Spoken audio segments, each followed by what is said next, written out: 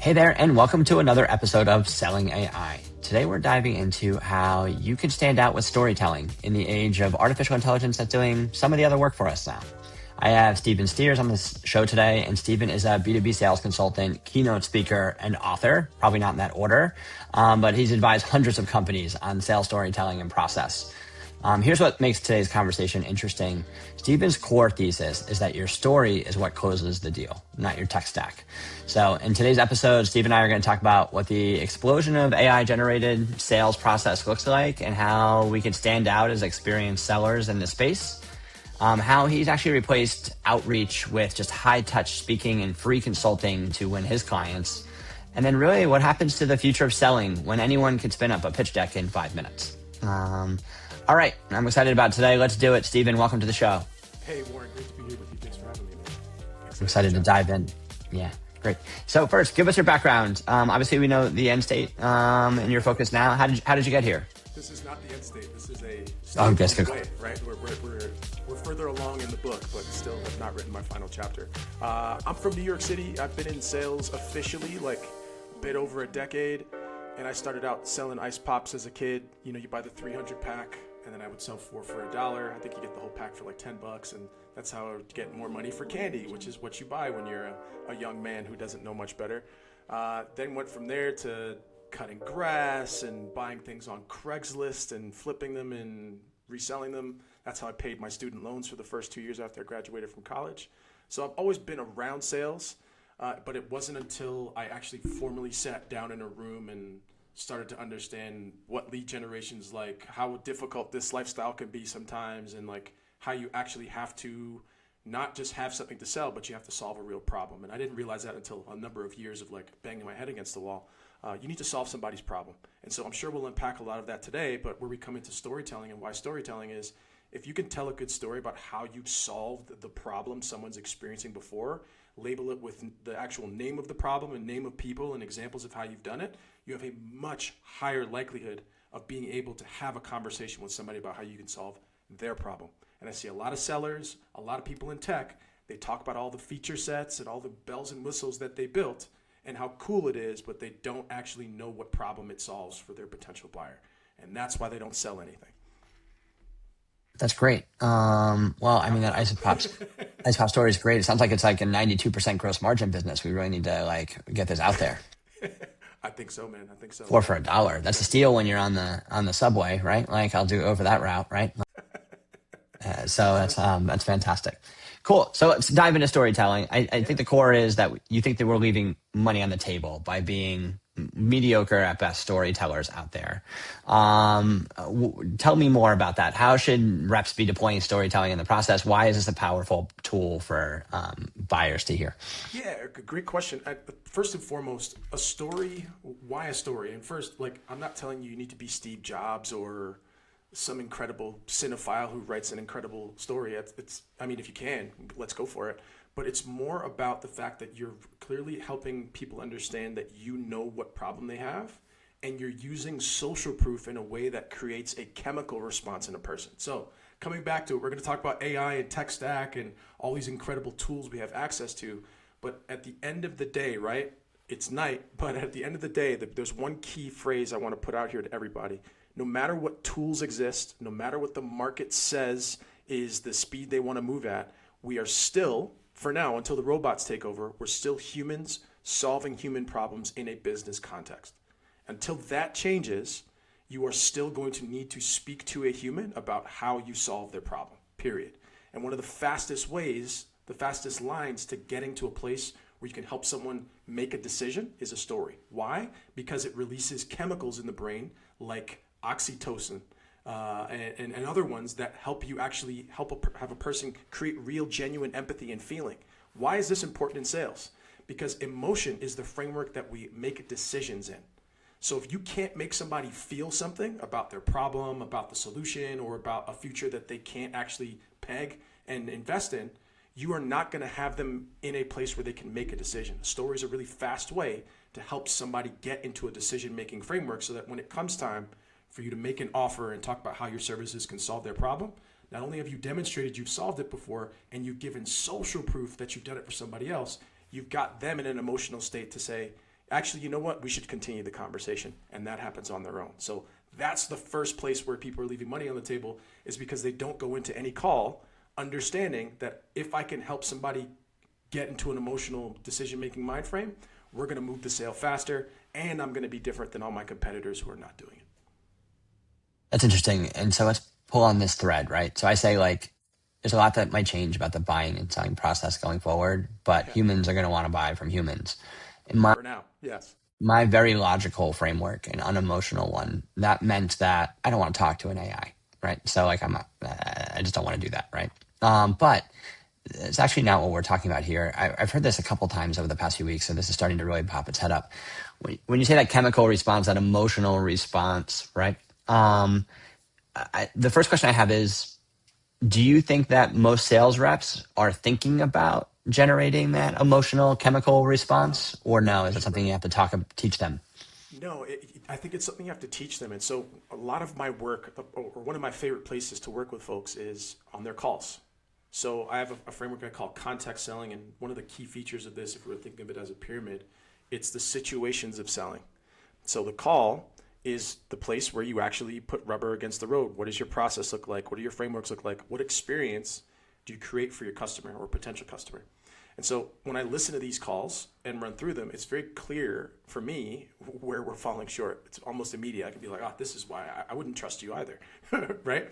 So in a place like this, a story can work very well. Like, for example, I have a framework. It's about 28 different beats for how to run a proper discovery call. Again, you won't probably hit all of them. Some businesses don't, some parts don't apply. But one of the quick things is a question I like, I call it the kryptonite question. I'm sure you've used it in your career, Warren. It's, hey, so just before we start, what made now the time for us to have a conversation about X? I call it the kryptonite question because, like Superman, he has the one weakness, right? And this is the open book test in question in sales. They're telling you what they're thinking about, what their intentions are, and you're ready can peg what else you should be asking if you hear and listen to that appropriately. That's the first place for a story. Oh, you're here because you're thinking about building this tool on your own and your team doesn't know how to approach it the right way with your clients? Great. You're in the great place for a conversation like that. I actually worked with another company just like yours who had very similar questions, and we were able to help them achieve X. I'll cover more on that today, but you're in the right place. Again, that's not a bloviating long story with like tons and tons of stuff, but it's more creating an emotional scaffolding to say, hey, I hear what you're saying. I've heard it before. You're in the right place, and I've helped people like you. That's it.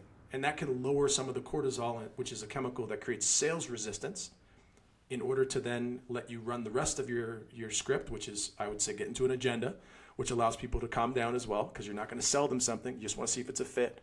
And then from there, you have permission. And when you have permission, people are relaxed, and they're going to give you real answers and allow you to work your process. But I think people need a lot of training on it, because I've been on some bad calls before.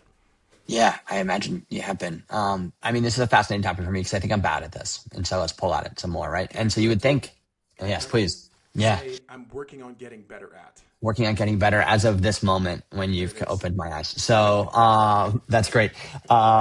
So you would think, as like, let's say, a founder-led sales who's been on the other side of the fence and thinks his area is like that transition, that I'd be good at this, and I may incidentally be okay at it.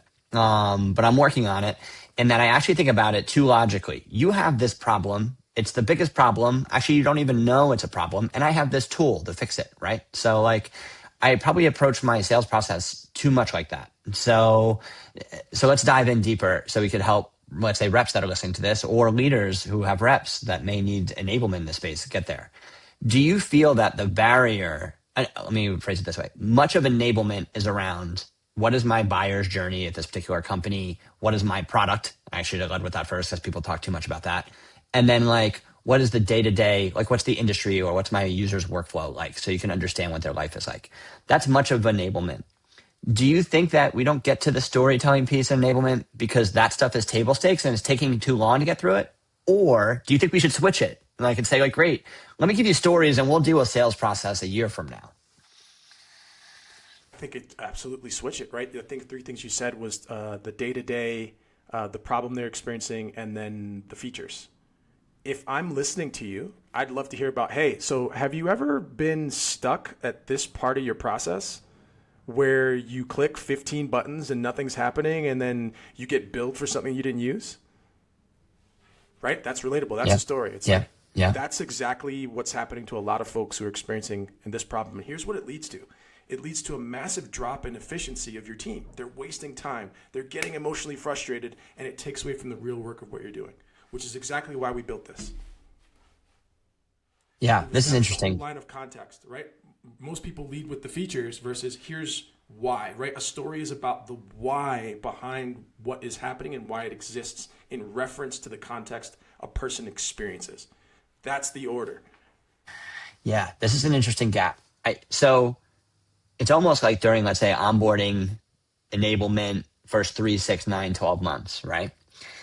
You have to get, all you need to do is get the meeting and then do the meetings well enough to close some work, right? So like, great. What do you need to know to get the meeting, right? And then what do you need to know to take that first meeting? It's almost like every time you have a meeting, you should just sit down with that rep and talk about who and where and why and enable them with the story, right? This user experiences this problem and we have this other customer that looks just like it and this is how we solved it, right? And you try to pull at the emotional piece and the rep brings that, let me pull at when I'm implicating pain, I'm actually implicating an emotion, not just like a medic checkbox, right? Like, Exactly. do you think you could run it? Like, do you think enablement should be more about this and less about process? No, I think process is the key. But Okay. again, the storytelling is the context around the process. So you've worked in this business a long time. Like you've been part of a lot of great processes. The best processes are the ones where the client feels heard, seen, and knows that they can trust what's happening.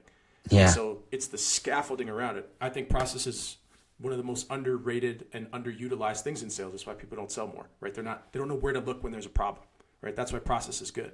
Yeah. But when we add a storytelling element to help the people understand that we know the problem, we've seen the problem, and here's how we approach the problem, and here's why we built what we built, it's a much easier through line because we can take the questions we asked during discovery and then layer that context over why we have this feature. Right? When I first got into the business and I was selling tech, they took us through a demo of the platform, and typically demos we're showing them every single thing. Like that's kind of just what most people were doing, and that's what you take up when you're an SDR. It's like, oh, look at this, oh my God, this is so great. And then I don't know when it clicked over. I think I was sitting with one of the better reps and I saw like how he was doing it, and I was like, wait a second, he's not showing this feature. He's just showing what they care about. It's not that feature's not important, but I don't care, right? You have to give me the context of where to meet me, right? So you made another point I wanted to uncover. You were like, I have this problem you can't see. So there's a thing I learned from a guy named Taki Moore called the problem stack. Have you ever heard of it? Yeah, a little bit, but dive in. Yeah. Sure. So there's 3 levels of problem, right? The first is the known set problem. This is a problem that anybody in your market who you're selling to knows. They talk about readily. They don't hide it. Everybody knows it's there.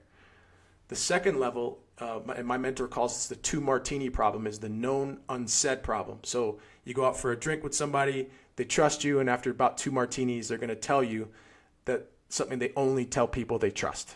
They've labeled this problem, but they're not going to put it out publicly. And then the version that you're saying is something they can't see is the unknown unsaid problem. And this is the problem that people are unaware of until you show them, and then once you show them, they can't unsee it. Okay? Those are the 3 levels. And so for enablement, what we want to do, depending on how crazy our tech is or how crazy it is that we can help them see something they can't see, we have to walk them through the escalation of why seeing it this way is important. We can't just say, hey, look, I didn't know this. You got to take them through, hey, here's what you're seeing every day. Here's what you probably are experiencing and don't tell a lot of people about, and here's what that's causing. And that's where your tech fits in, and that's how you leverage context. Right? AI is amazing, but AI does not yet understand context. I read a blog post the other day, and it said it really, really amazingly. I want to share. It said, AI will happily solve the wrong problem very efficiently. And that's Jonathan Stark said that, and I completely agree.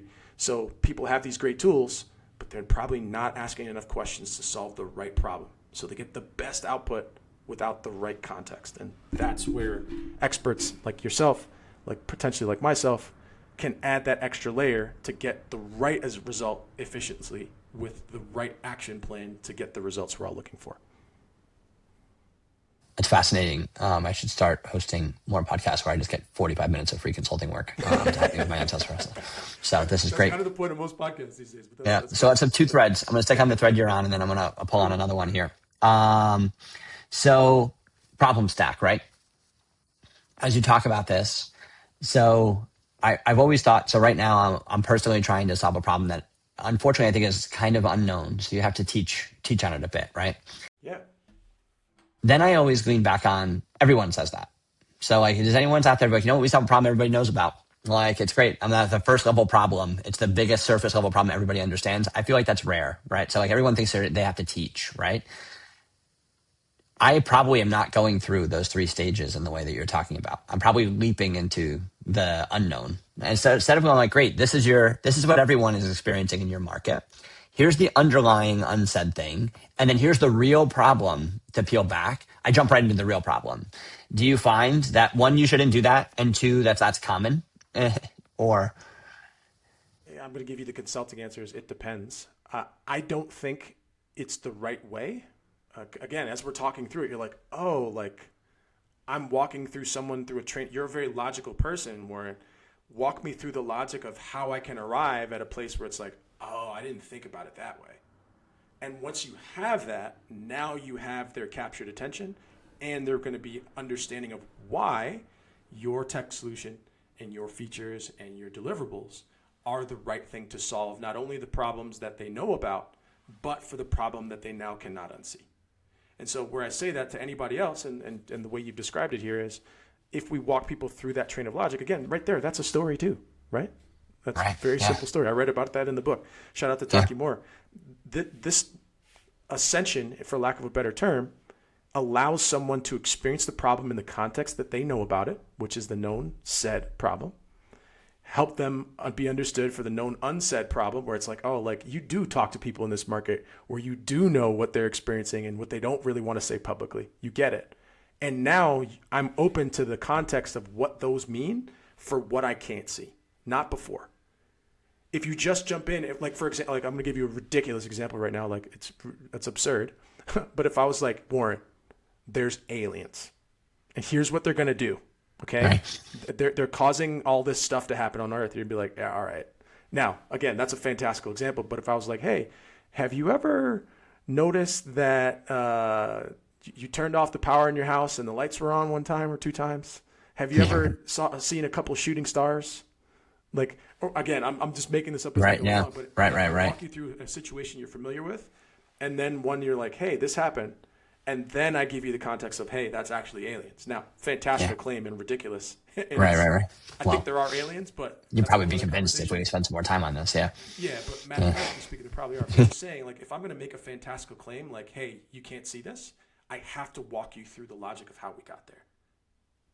Right? Um, Fantastical claims require fantastic evidence. And so that yeah. train of logic is how I would recommend telling the story to get Yeah. there. It's almost like lazy is not the right word, but I'm going to use it. The lazy sales approach is to jump to the final part and be like, I'm having a hard time getting people to understand about this problem they don't know about, right? Like that's like, great. I'm going to leap right to the thing. Hey, you don't know that in deal communication is the biggest drag on win rates, right?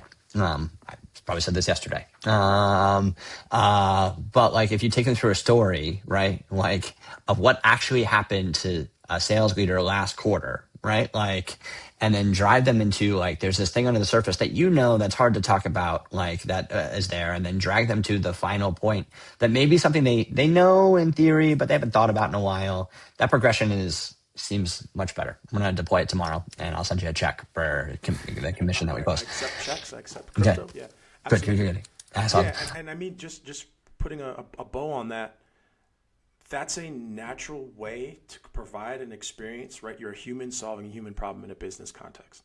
Yeah, And so right. for now, no machine could do that, Yeah, right? right. You've created trust in the way you listen and how you apply that context to what you've heard from them. Yeah, That's the differentiator. And that's where I see a lot of people don't even bother to take the time, because the way you previously described it, Warren, is you're just like, hey, here's what you're not seeing. Here's why this is a problem. Which, yeah, again, not saying you're wrong, but I don't know enough about you, and you're making that about your solution, not enough about my problem. right. Right.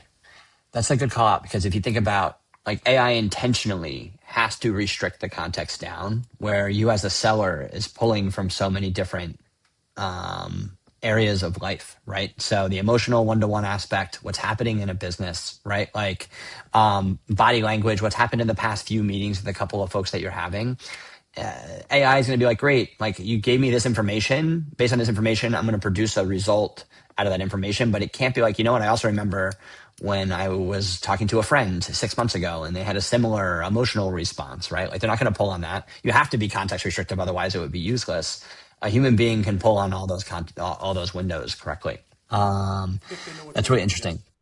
Let Yeah. me ask this: when you do consulting work and you talk about this framework, do you talk about or ever get to the point where you're deciding like your interview process needs to be designed so that really, I can see a scenario where all I test for is the skill, where it's like, great, can you tell me the story? How do you walk me through the story and tell me apparatus of your last role, something that's happening in your life? And if you are good at that, if you can pull up my emotional, like, let's say hormones, right? Like that are flowing, right? Oxytocin, right? Dopamine. If you can pull up that, I'll teach you about the industry and we could talk about medic and like how to cold call. But like this is a core skill. Do you ever like spend any time designing interview questions around this?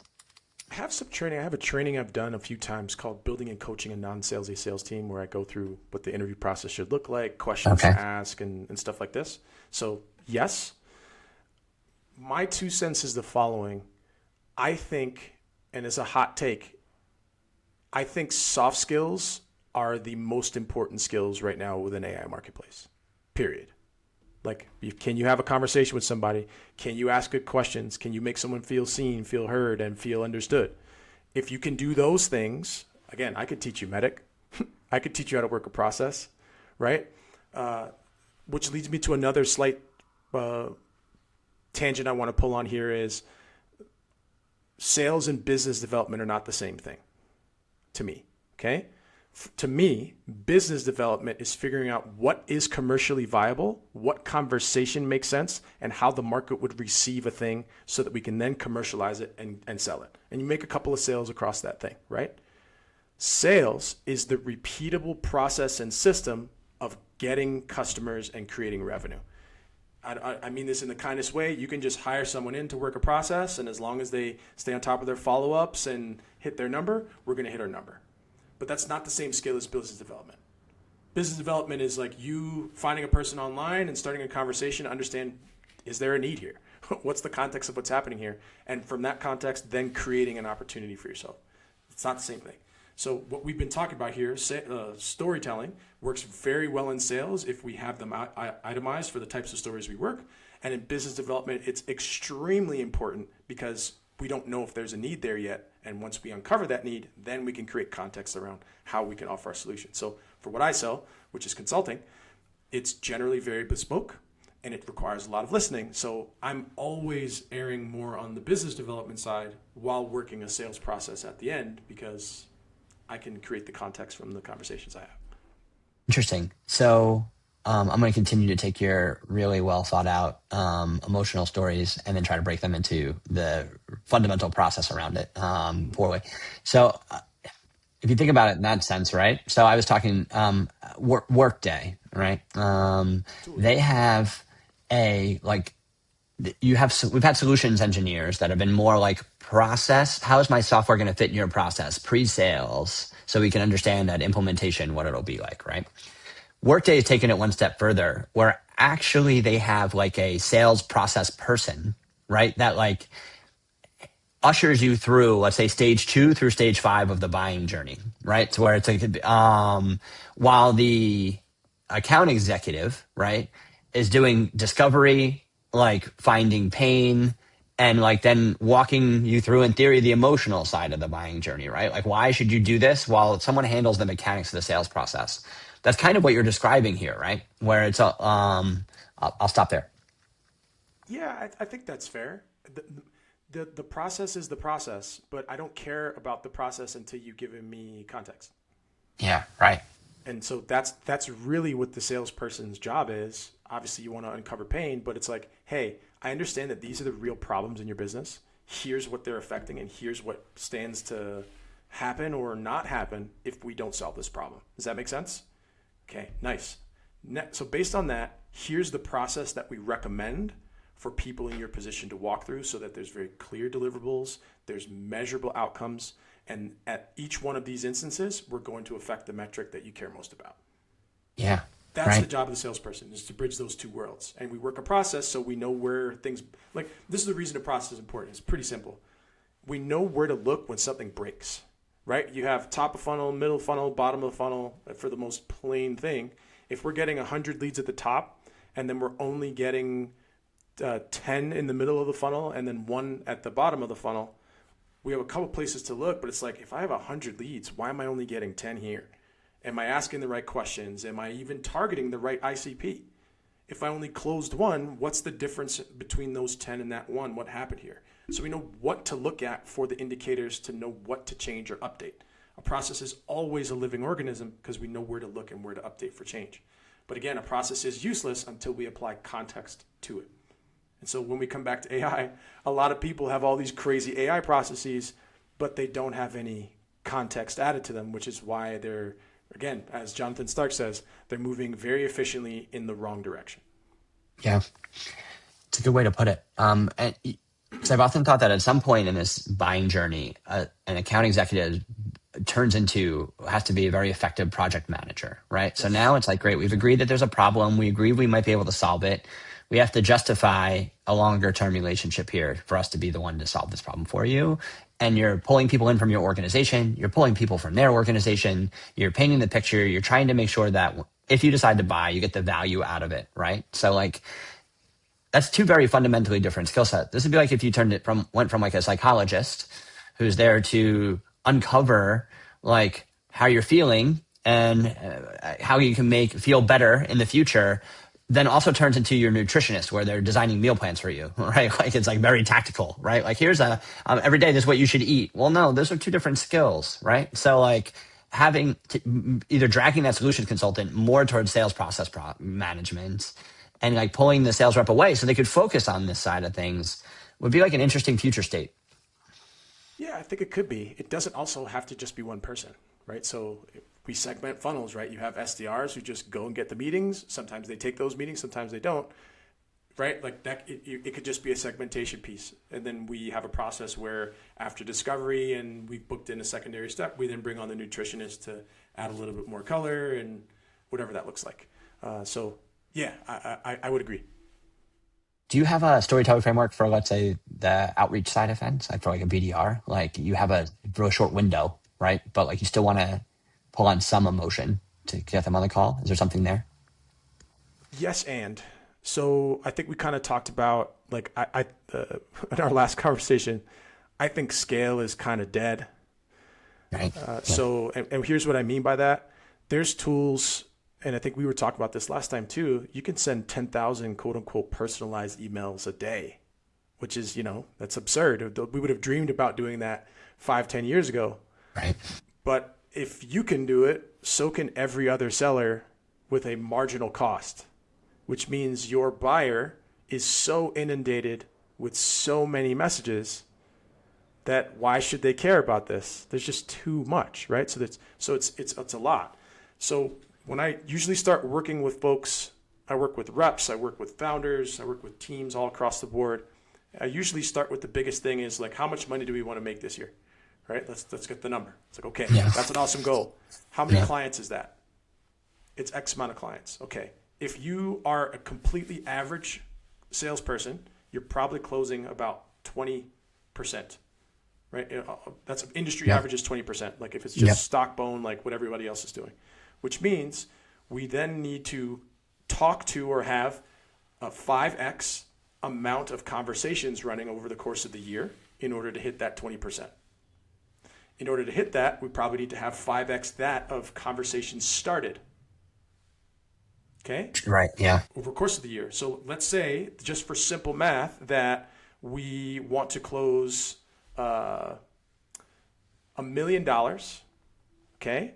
And our client average contract price is $50,000. That's 20 clients we need, okay?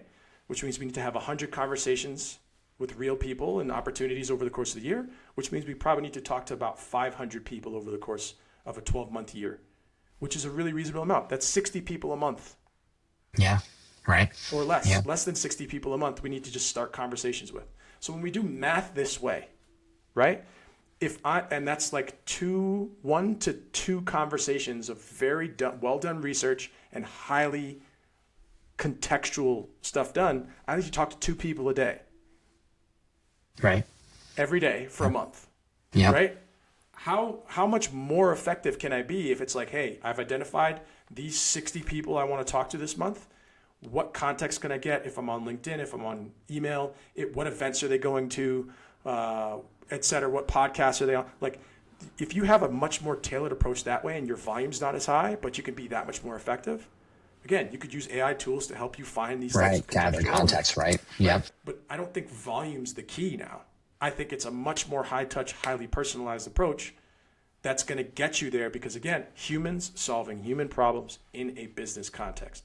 And if I know that you're using an AI tool or feels like you're using an AI tool, you're not reading 10,000 emails.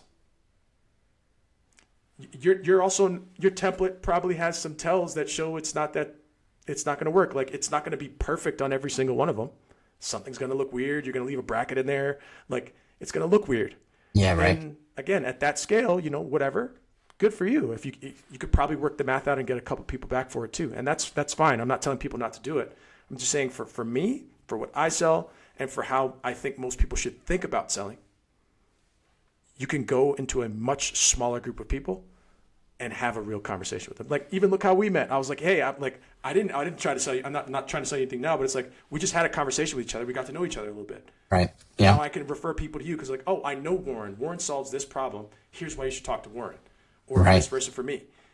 Yeah. It's people are forgetting the relationship side of business because they have all these tools to go to scale, and I think that's going to bite people in the ass a lot.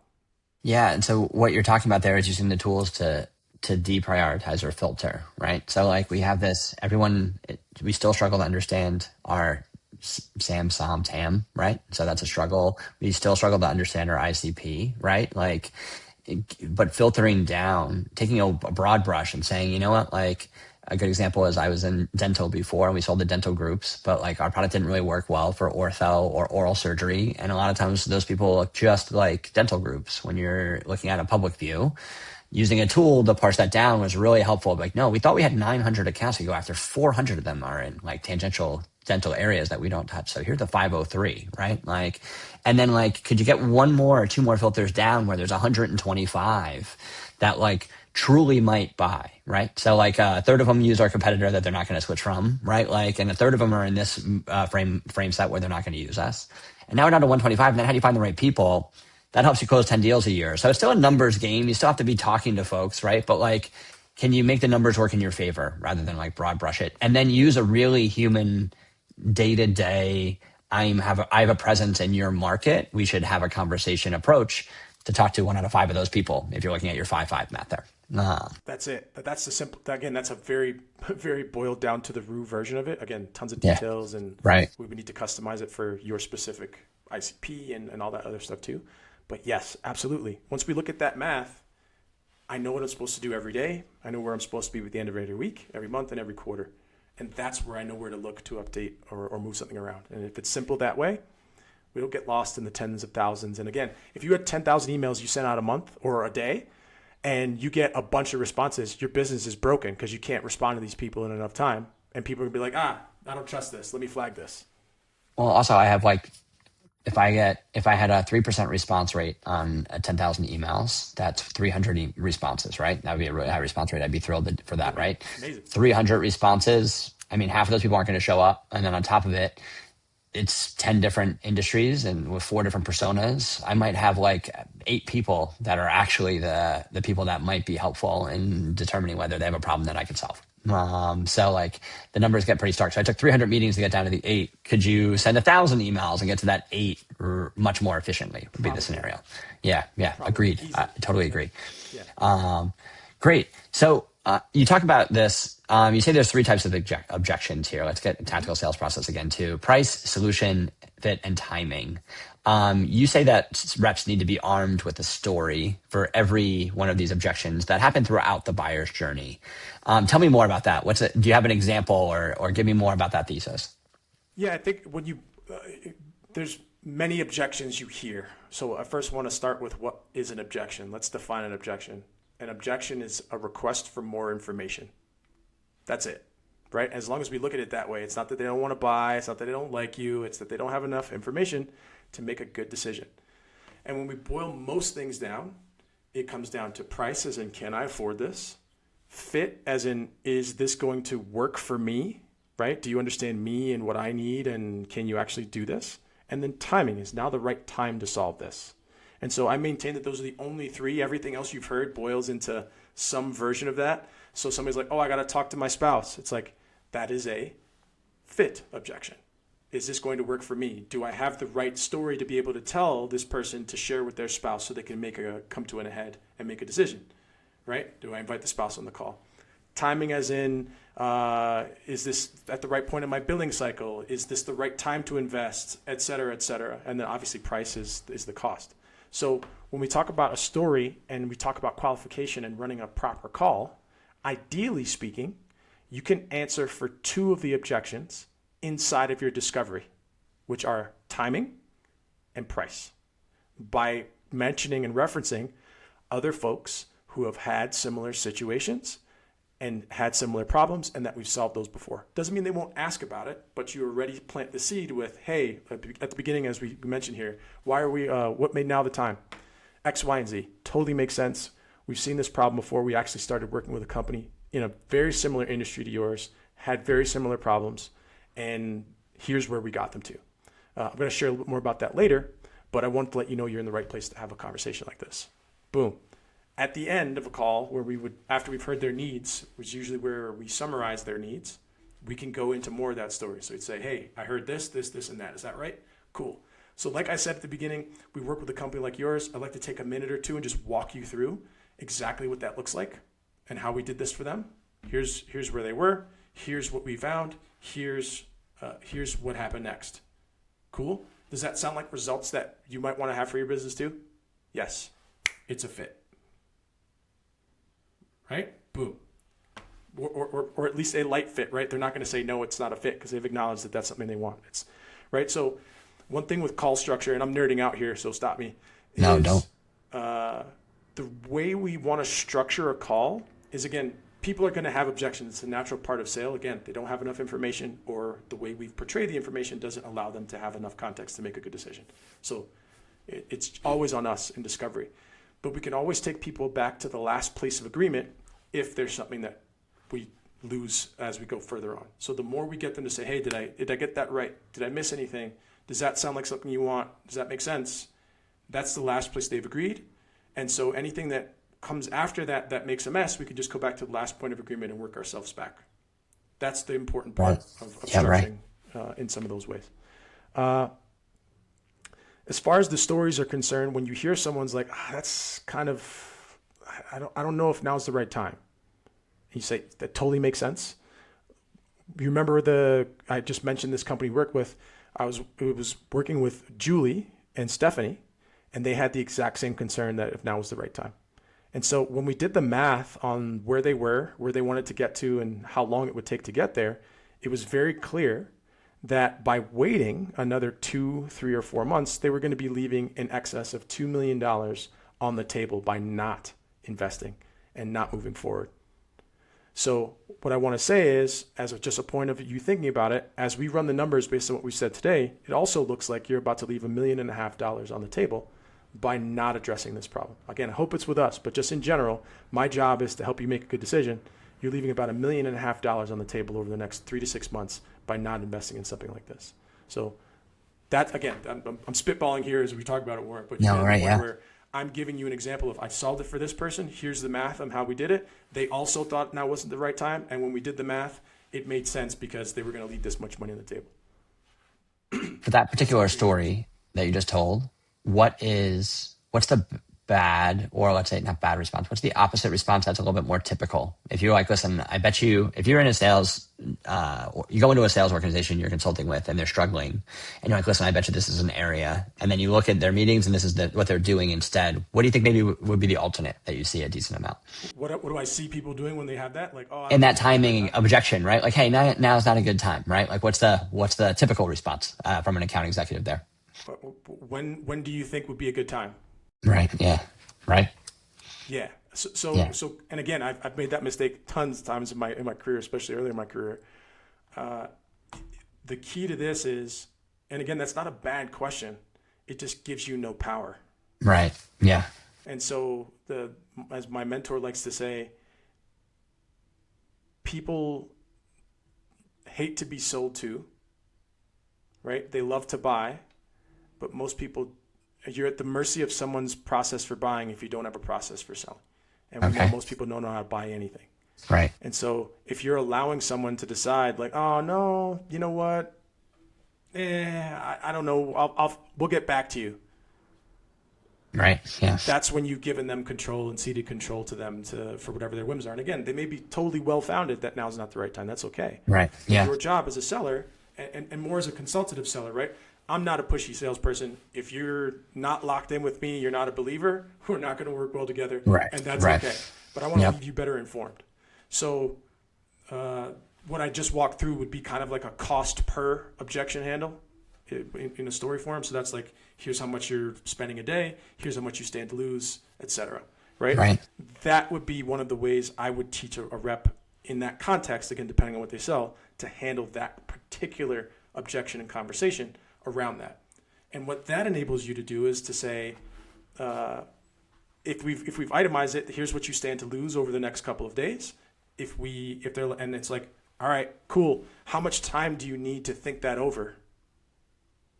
Now we've assigned, if it's like, oh, I need a week or I need a quarter, it's like, okay, cool. Just so we're clear, that's going to be about $467,000 during that Yeah. thinking Right. period. Right. So Which in that scenario, you've also taken them back to that last point of agreement, that's right? it. Like that's a number that you've already come up with together, right? And one other point I want to jump in on this too. Do you know Tom Hopkins, the sales trainer? No. So he's awesome. He's famous for selling one house a day for 365 days at the age of 26. So this guy's a real seller, like serious Right. sales Right. Right. guy. Yeah. And I went on a tear of looking for more OG sales material, like the Okay. first Yeah. guys to write books before it was like a, sexy social media Yeah. thing, like the first couple books. And he's one that I found. And he says something I really like, and I've added an addendum to it. He says, whatever the customer says is true. Okay? So if we get numbers from them, if we get the context from them, if we understand why now's the time, that is, for the sake of our conversation, the facts. Right? That's what we can always pull back on because they said it. What I added is, whatever we say as sellers, we must defend. So if I'm offering you a solution, I can only defend my solution in reference to the facts that you gave me. And when we put those two together, we can have a much stronger accord for what's possible if we work together, because I'm taking the facts and then adding my context and showing you what our future looks like. And so most people don't do that. And again, storytelling is a great way to add that. It's like, hey, here's what you said, here's what we've seen, and here's what our methodology looks like. And using this methodology with people like you over X amount of time period, here's what we project that we can get to together. So in that framework, if you don't have the facts, something that your buyer said, then your defense is with hypotheticals then, right? So like, great, like you're going to pitch a solution with the basis of things that happened with other folks, which is not like, it's still storytelling in its core form, but you can't like get a buyer on board but without defending it with their own facts, right? Is that kind of what you're talking about there? Yeah, that's it. And then the other piece I would add is you can't sell anyone a solution without knowing their success criteria. So if you don't know what success looks like for them in their business, not necessarily with your solution, just in general, then you have nothing to tie whatever you're selling back to. That's the facts. Again, hopefully it's numbers, hopefully it's hard data, and you can give an example of how you can affect that data. but you at least want the context clues for what success looks like in their business over whatever time frame to then say, hey, you want to make this much amount of money in X amount of time? Here's why our solution tying into your systems the way they have will produce an outcome that's favorable in this amount of time. So maybe last question. You've already kind of given us a hot take on scale is dead. Do you have anything, foresee anything changing about the buyer's journey or the seller's process over the next like 2 to 3 years fundamentally? That might be helpful, or you think it's going to be, I think with AI, there's also like old has become new again, right? Where it's like the focus, it helps kind of focus the right areas, the things that are always kind of worked. But yeah, what do you see over the next couple of years? Yeah, thank you for the question. I think a lot will change, but fundamentals are fundamental for a reason. And so I come back to what I've said a couple times on this call already is we're still humans solving human problems in a business context. And as long as that's the lens that we build any outreach, any follow-up, any solutions, any stories on, we're giving ourselves a chance to do what we need to do, no matter what tools exist. And so I think, like you said, what's old is new again because there's a need for it. Like salesmanship, again, sales is a 4-letter word to most people. They hate salespeople, and I think that's a reputation well-worn and well-earned in a lot of cases. And it's probably even worse now because everybody you don't even have to call the person anymore and have some chutzpah. You don't have to, you can have somebody else or something else write the emails and just press play, right? It's so much less personal than before. And I think people will be more on guard than ever before. And so I think what will change, hopefully, and hopefully not too quickly so I can carve out my piece in the larger part of what's left over or before people get over there, is I'm going heavy at getting in rooms with people. That's it.